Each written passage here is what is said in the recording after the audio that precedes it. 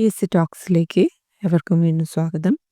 ഇന്ന് വീണ്ടും LPUP ഇൻ്റർവ്യൂവുമായി ബന്ധപ്പെട്ട് ചോദിക്കാൻ സാധ്യതയുള്ള പ്രധാനപ്പെട്ട കേരളത്തിലെ വിദ്യാഭ്യാസ ക്ഷേമ പദ്ധതികളെ പറ്റിയിട്ടുള്ള ഒരു വീഡിയോ ആണ്. കേരളത്തിലെ വിദ്യാഭ്യാസ ക്ഷേമ പദ്ധതികൾ തീർച്ചയായും ഇൻ്റർവ്യൂകളിൽ എപ്പോഴും ചോദിച്ച് കാണുന്ന, പലപ്പോഴും പല ഇൻ്റർവ്യൂ എക്സ്പീരിയൻസുകൾ പറയുമ്പോഴും അവർ ഇൻ്റർവ്യൂ ബോർഡ് മെമ്പേഴ്സ് ചോദിച്ചു എന്ന് പറയപ്പെടുന്ന ഒരു വിഭാഗമാണ് കേരളത്തിലെ വിദ്യാഭ്യാസ ക്ഷേമ പദ്ധതികൾ. നമ്മൾ ഓൾറെഡി LPUP പരീക്ഷയ്ക്ക് വേണ്ടി ഒരുപാട് പഠിച്ചിട്ടുണ്ട്.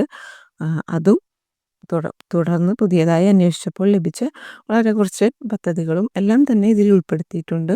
നിങ്ങൾക്ക് എന്തായാലും ഉപകാരപ്പെടും എന്ന് ഞാൻ വിശ്വസിക്കുന്നു. നമുക്ക് വീഡിയോയിൽ ആരംഭിക്കാം. ആദ്യത്തെ സഹായ. തിരുവനന്തപുരം കോർപ്പറേഷൻ നടപ്പാക്കി വരുന്ന പദ്ധതിയാണ് സഹായ എന്ന് പറയുന്നത്. വിദ്യാർത്ഥികളുടെ പ്രവർത്തനങ്ങൾ നിരീക്ഷിച്ച് കൃത്യസമയത്ത് രക്ഷിതാക്കൾക്ക് വേണ്ട നിർദ്ദേശങ്ങൾ നൽകുക എന്നതാണ് സഹായ എന്ന ഈ പദ്ധതിയിലൂടെ പറയുന്നത്. രണ്ടാമത്തേതാണ് കലാപാഠം. സ്കൂൾ കലോത്സവത്തിൽ പങ്കെടുക്കുന്ന സെക്കൻഡറി അഥവാ ഹയർ സെക്കൻഡറി തലത്തിലുള്ള വിദ്യാർത്ഥികൾക്ക് സൗജന്യ ശാസ്ത്രീയ നൃത്ത സംഗീത പരിശീലനം നൽകുന്ന പദ്ധതിയാണ് കലാപാഠം എന്നത്. മൂന്നാമത്തെ പദ്ധതിയാണ് സ്പെക്ട്രം. ഓട്ടിസവുമായി ബന്ധപ്പെട്ട കുട്ടികൾക്കുള്ള ഒരു പദ്ധതിയാണ് സ്പെക്ട്രം എന്നുള്ളത്. നമ്മൾ ഓൾറെഡി LPUP പഠിക്കുമ്പോൾ ചർച്ച ചെയ്ത ഒരു പദ്ധതിയാണ്. അത് വിവിധ തെറാപ്പി സെൻ്ററുകളിലെ അതിലൂടെ പ്രശ്നങ്ങൾ സമഗ്രമായി പഠിക്കുന്നതിന് സാമൂഹിക നീതി വകുപ്പ് തയ്യാറാക്കിയ ഒരു പദ്ധതിയാണ് സ്പെക്ട്രം എന്ന് പറയുന്നത്. മറ്റൊരു പദ്ധതിയാണ് അനുയാത്ര. ഈ അനുയാത്ര എന്ന് പറയുന്നത് ഓട്ടിസവുമായി ബന്ധപ്പെട്ട് മുൻപ് നടന്ന് വന്നിരുന്ന വിദ്യാഭ്യാസ വകുപ്പുമായി അവർ തുടർന്നുകൊണ്ട് വന്നിരുന്ന ഒരു പദ്ധതിയാണ് ഈ അനുയാത്ര എന്നത്. ഈ അനുയാത്ര പദ്ധതിയുടെ ഒരു ഉപപദ്ധതിയായിട്ടാണ് സ്പെക്ട്രം പദ്ധതി വന്നിട്ടുള്ളത്. അതൊരു ഇമ്പോർട്ടൻ്റ് ആയിട്ടുള്ള പോയിന്റാണ്. അനുയാത്ര പദ്ധതിയുടെ ഉപപദ്ധതിയാണ് സ്പെക്ട്രം എന്ന് പറയുന്നത്. അടുത്ത ഒരു പ്രധാനപ്പെട്ട പദ്ധതിയാണ് സമഗ്ര. സാങ്കേതിക വിദ്യയുടെ സാധ്യത പരമാവധി പ്രയോജനപ്പെടുത്തുന്നതിന് വിദ്യാഭ്യാസ വകുപ്പ് ആരംഭിച്ച പോർട്ടലാണ് സമഗ്ര. പോർട്ടലാണ് കേട്ടോ. 1 മുതൽ 12 വരെ ക്ലാസ്സുകളിലെ കുട്ടികളിലെ പഠന പ്രക്രിയ ഇൻ്റർനെറ്റിൻ്റെയും ദൃശ്യശ്രാവ്യ മാധ്യമങ്ങളുടെയും സഹായത്തോടെയാണ് ക്രമീകരിക്കുന്നത്. ഇങ്ങനെയൊരു ലക്ഷ്യത്തോടെ കൂടിയാണ് സമഗ്ര എന്ന വിദ്യാഭ്യാസ വകുപ്പ് ആരംഭിച്ച ഒരു പോർട്ടലിലൂടെ ലക്ഷ്യമാക്കുന്നത്. 1 മുതൽ 12 വരെ ക്ലാസ്സുകളിലെ കുട്ടികൾക്കുള്ള ഒരു പദ്ധതിയാണ്. അവരെ എല്ലാവരെയും ഉൾക്കൊള്ളിച്ചുകൊണ്ടുള്ള ഒന്നാണിത്.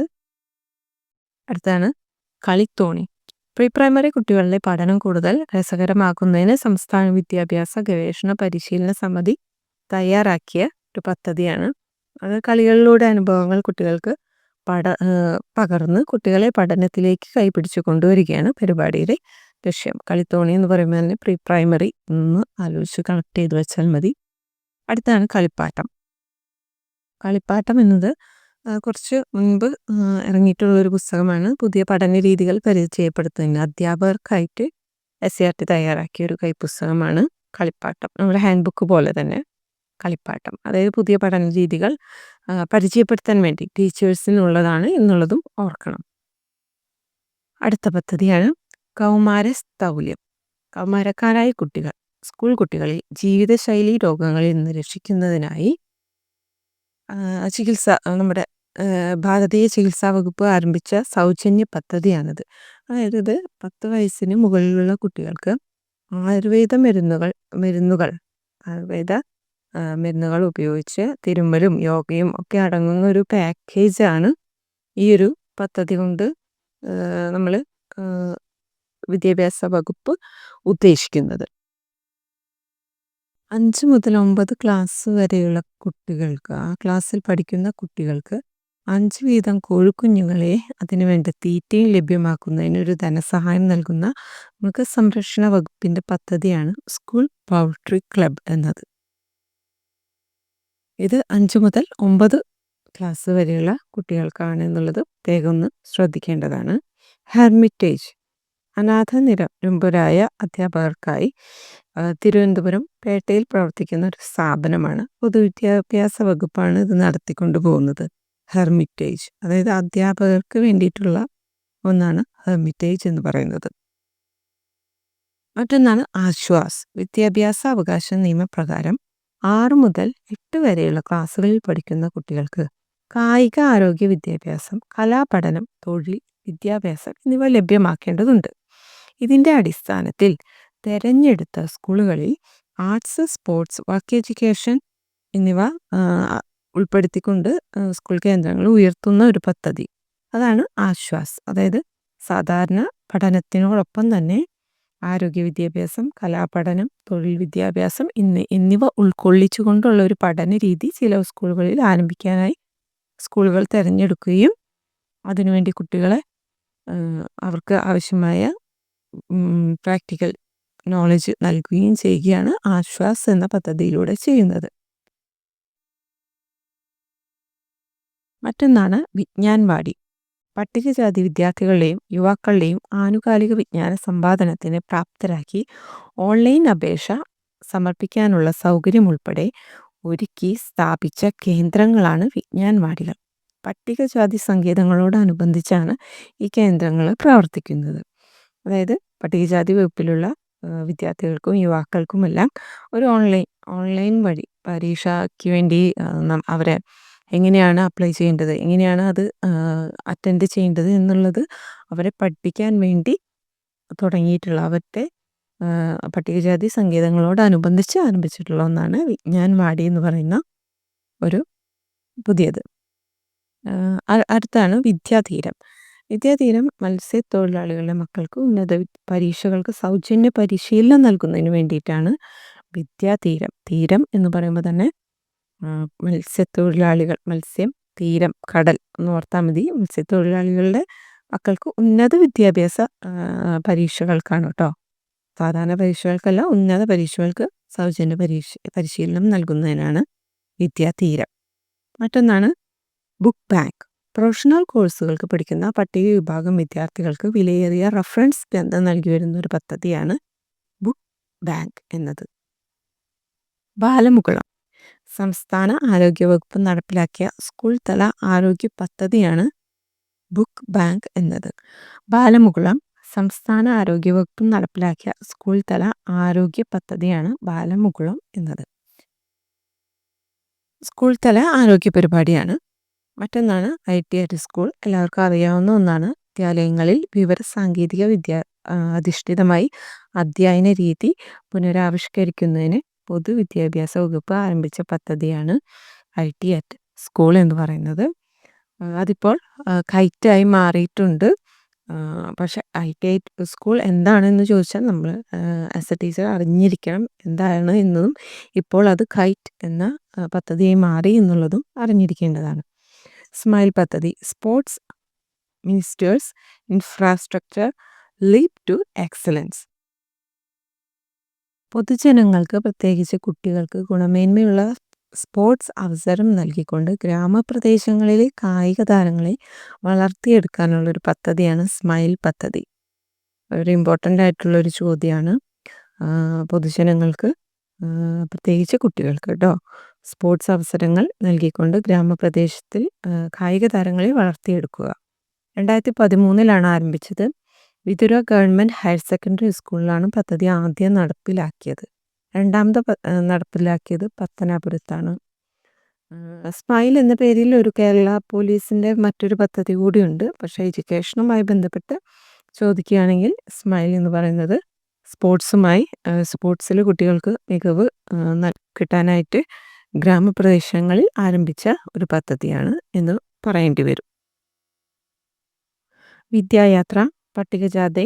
പട്ടികവർഗ വിഭാഗത്തിലെ വിദ്യാർത്ഥികൾക്ക് നടത്തുന്ന സൈക്കിൾ വിതരണ പദ്ധതിയാണ് വിദ്യായാത്ര എന്നത്. നൈപുണ്യം. സംസ്ഥാനത്തെ ഹയർ സെക്കൻഡറി തലത്തിലുള്ള വിദ്യാർത്ഥികൾക്ക് പഠനത്തോടൊപ്പം എന്തെങ്കിലും തൊഴിൽ പരിശീലനം നൽകുന്ന പദ്ധതി.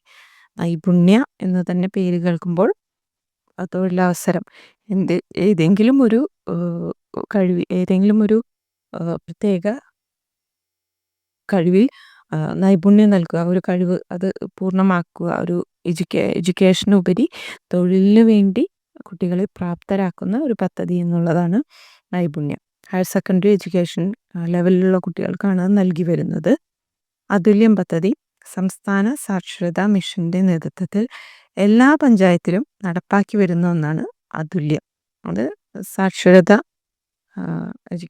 മിഷന്റെ നേതൃത്വത്തിലാണ് അതുല്യം നടത്തി വരുന്നത്. KESRU Kerala self employment scheme for registered unemployed.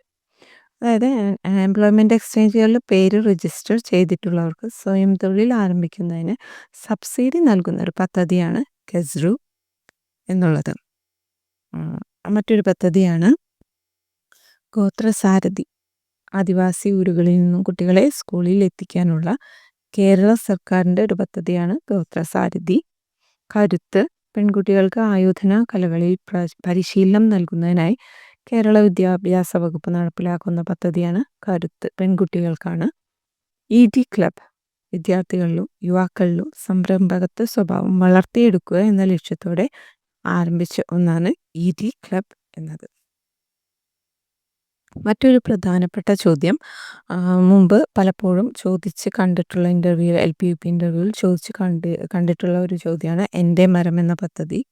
Kerala വിദ്യാഭ്യാസ വകുപ്പും വനം വകുപ്പും സംയുക്തമായി നടത്തുന്ന വനവൽക്കരണ പദ്ധതിയാണ് എൻ്റെ മരം എന്ന പദ്ധതി. നമുക്കറിയാം 2-3 വർഷങ്ങൾക്ക് മുമ്പ് ആരംഭിച്ച ഒരു പദ്ധതിയാണ്.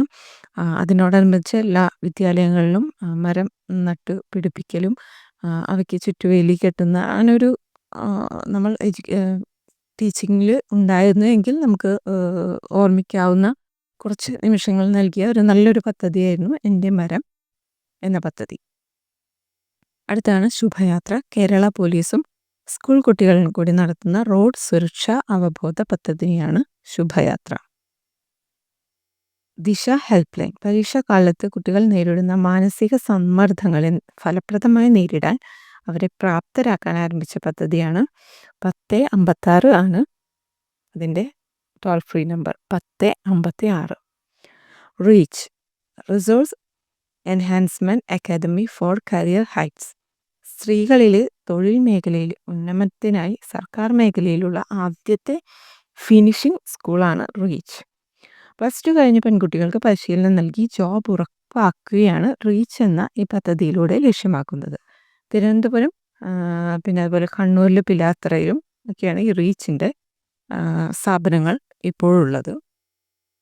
തിരുവനന്തപുരം നഗരത്തിലെ ചേരികളിലെ കുട്ടികൾക്ക് പരിശീലനം നൽകി മികച്ച പൗരന്മാരാക്കി വളർത്തിയെടുക്കുന്നതിനുള്ള ശിശുക്ഷേമ പദ്ധതിയുടെ നേതൃത്വത്തിൽ സംഘടിപ്പിക്കുന്ന വേനൽ ക്യാമ്പാണ് പുനർജനി. SCERTയുടെ സഹകരണത്തോടെയാണ് ഈ പുനർജനി എന്ന് പറയുന്ന പദ്ധതി ഈ വേനൽ ക്യാമ്പ് നടത്തുന്നത്.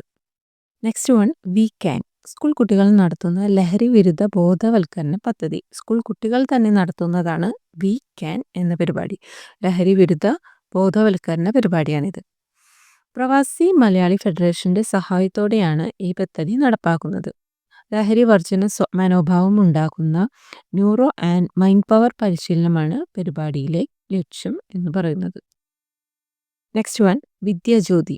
ഭിന്നശേഷിക്കാരായ കുട്ടികൾക്ക് കുടുംബ വരുമാനം നോക്കാതെ പഠനോപകരണങ്ങളും യൂണിഫോമിനും ധനസഹായം നൽകാൻ സാമൂഹ്യ നീതി വകുപ്പ് ആവിഷ്കരിച്ച പദ്ധതിയാണ് വിദ്യാജ്യോതി. ഭിന്നശേഷിക്കാരായ കുട്ടികൾക്കാണ്. അതുപോലെ മറ്റൊരു പ്രധാനപ്പെട്ട കാര്യം, കുടുംബ വരുമാനം നോക്കാതെയുള്ള സഹായമാണ് ഇവിടെ ഉദ്ദേശിക്കുന്നത്. വിദ്യാജ്യോതി എന്നാണ് ഈ പദ്ധതിയുടെ പേര്. നവപ്രഭ. പല കാരണങ്ങളാൽ പഠനത്തിൽ പിന്നോക്കം നിൽക്കുന്ന 9ാം ക്ലാസ്സിലെ വിദ്യാർത്ഥികളുടെ പഠന നിലവാരം മെച്ചപ്പെടുത്തുന്നതിനുള്ള സംസ്ഥാന വിദ്യാഭ്യാസ വകുപ്പ് ആവിഷ്കരിച്ച പദ്ധതിയാണ് നവപ്രഭ. നവ എന്ന് പറയുമ്പോൾ 9 അപ്പോൾ നവപ്രഭ 9ാം ക്ലാസ്സിലെ കുട്ടികൾക്കായാണ് നടത്തി വരുന്നത്. ലാസ്റ്റ് വണ്ണാണ് ശ്രദ്ധ. പഠനത്തിൽ പിന്നോക്കം നിൽക്കുന്ന 2, 5, 8 ക്ലാസ്സിലെ വിദ്യാർത്ഥികളുടെ പഠന നിലവാരം മെച്ചപ്പെടുത്തുന്നതിന് വിദ്യാഭ്യാസ വകുപ്പ് ആവിഷ്കരിച്ചിട്ടുള്ള പദ്ധതിയാണ്. 2, 5, 8 ക്ലാസ്സുകളിൽ കേട്ടോ. ശ്രദ്ധ മികച്ച ഒരു ചുവട് എന്ന് ആണ് ആ പദ്ധതിയുടെ മുഴുവൻ പേര്. ഇതെല്ലാമാണ് പ്രധാനപ്പെട്ട കുറച്ച് പദ്ധതികൾ. തീർച്ചയായും നമ്മൾ ശ്രദ്ധിച്ചു പോകേണ്ട ഒന്നാണ്. നിങ്ങൾ നോട്ടിലേക്ക് പകർത്തി എഴുതുക. തുടർന്നും LPUP ഇൻ്റർവ്യൂവുമായി ബന്ധപ്പെട്ട ചോദ്യങ്ങൾ ഉൾപ്പെടുത്തുന്നതായിരിക്കും. നന്ദി.